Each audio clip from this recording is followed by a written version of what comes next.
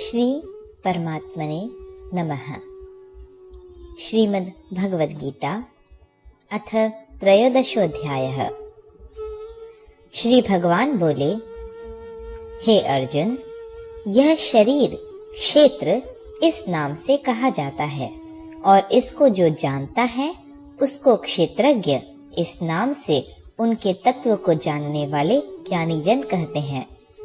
हे अर्जुन, तू सब क्षेत्रों में क्षेत्रज्ञ अर्थात जीवात्मा भी मुझको ही जान और क्षेत्रज्ञ को अर्थात विकार सहित प्रकृति का और पुरुष का जो तत्व से जानना है वह ज्ञान है, ऐसा मेरा मत है। वह क्षेत्र जो और जैसा है तथा जिन विकारों वाला है और जिस कारण से जो हुआ है तथा वह क्षेत्रज्ञ भी जो और जिस प्रभाव वाला है, वह सब संक्षेप में मुझसे सुन।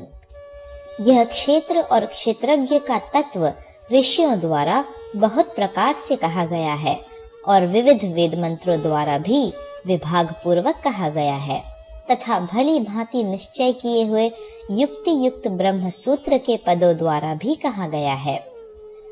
5 महाभूत, अहंकार, बुद्धि और मूल प्रकृति भी तथा 10 इंद्रियां, 1 मन और 5 इंद्रियों के विषय अर्थात शब्द, स्पर्श, रूप, रस और गंध तथा इच्छा, द्वेष, सुख, दुख, स्थूल देह का पिंड चेतना और धृति, इस प्रकार विकारों के सहित यह क्षेत्र संक्षेप में कहा गया है। श्रेष्ठता के अभिमान का अभाव, दंभाचरण का अभाव, किसी भी प्राणी को किसी प्रकार भी न सताना, क्षमा भाव, मन वाणी आदि की सरलता, श्रद्धा भक्ति सहित गुरु की सेवा, बाहर भीतर की शुद्धि, अंतःकरण की स्थिरता और मन इंद्रियों सहित शरीर का निग्रह, इस लोक और परलोक के संपूर्ण भोगों में आसक्ति का अभाव और अहंकार का भी अभाव, जन्म, मृत्यु, जरा और रोग आदि में दुख और दोषों का बार बार विचार करना, पुत्र, स्त्री, घर और धन आदि में आसक्ति का अभाव, ममता का न होना तथा प्रिय और अप्रिय की प्राप्ति में सदा ही चित्त का सम रहना, मुझ परमेश्वर में अनन्य योग के द्वारा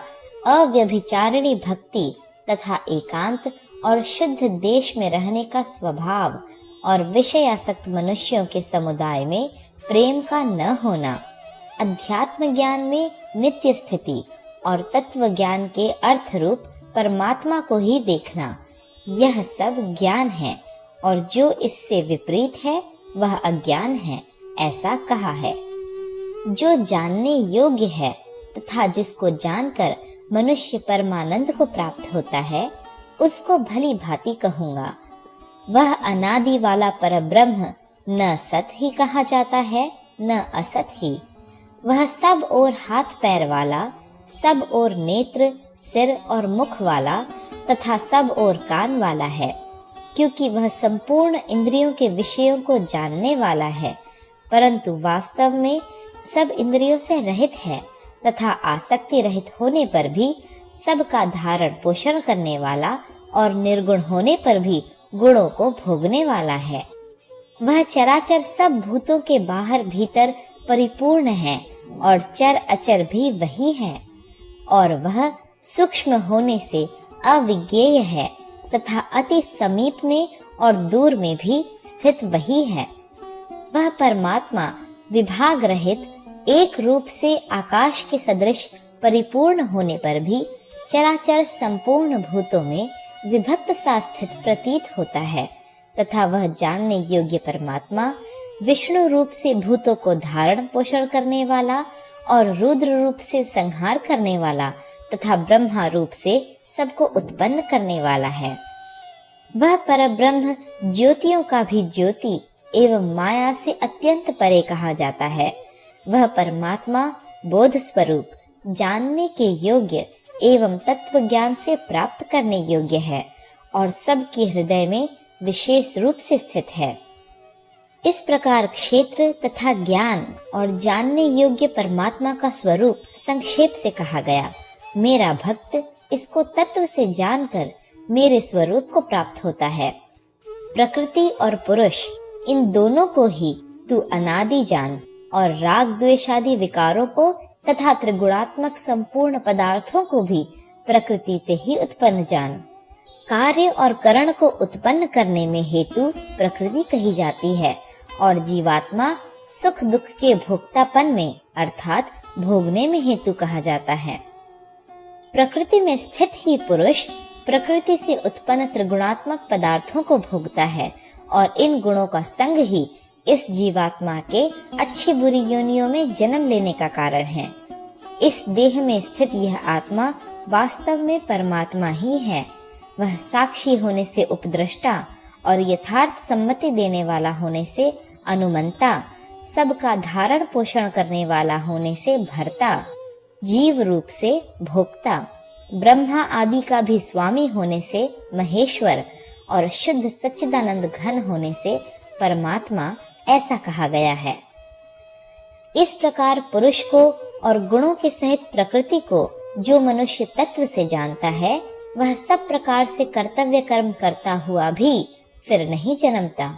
उस परमात्मा को कितने ही मनुष्य तो शुद्ध हुई सूक्ष्म बुद्धि से ध्यान के द्वारा हृदय में देखते हैं, अन्य कितने ही ज्ञान योग के द्वारा और दूसरे कितने ही कर्म योग के द्वारा देखते हैं अर्थात प्राप्त करते हैं। परंतु इनसे दूसरे अर्थात जो मंद बुद्धि वाले पुरुष हैं, वे इस प्रकार न जानते हुए दूसरों से अर्थात तत्व के जानने वाले पुरुषों से सुनकर ही तदनुसार उपासना करते हैं और वे श्रवण परायण पुरुष भी मृत्यु रूप संसार सागर को निस्संदेह तर जाते हैं। हे अर्जुन, यावन मात्र जितने भी स्थावर जंगम प्राणी उत्पन्न होते हैं, उन सब को तू क्षेत्र और क्षेत्रज्ञ के संयोग से ही उत्पन्न जान। जो पुरुष नष्ट होते हुए सब चराचर भूतों में परमेश्वर को नाश रहित और समभाव से स्थित देखता है, वही यथार्थ देखता है। क्योंकि जो पुरुष सब में समभाव से स्थित परमेश्वर को समान देखता हुआ अपने द्वारा अपने को नष्ट नहीं करता, इससे वह परम गति को प्राप्त होता है। और जो पुरुष संपूर्ण कर्मों को सब प्रकार से प्रकृति के द्वारा ही किए जाते हुए देखता है और आत्मा को अकर्ता देखता है, वही यथार्थ देखता है। जिस क्षण यह पुरुष भूतों के पृथक पृथक भाव को एक परमात्मा में ही स्थित तथा उस परमात्मा से ही संपूर्ण भूतों का विस्तार देखता है, उसी क्षण वह सच्चिदानंद घन ब्रह्म को प्राप्त हो जाता है। हे अर्जुन, अनादि होने से और निर्गुण होने से यह अविनाशी परमात्मा शरीर में स्थित होने पर भी वास्तव में न तो कुछ करता है और न लिप्त ही होता है। जिस प्रकार सर्वत्र व्याप्त आकाश सूक्ष्म होने के कारण लिप्त नहीं होता, वैसे ही देह में सर्वत्र स्थित आत्मा निर्गुण होने के कारण देह के गुणों से लिप्त नहीं होता। हे अर्जुन, जिस प्रकार एक ही सूर्य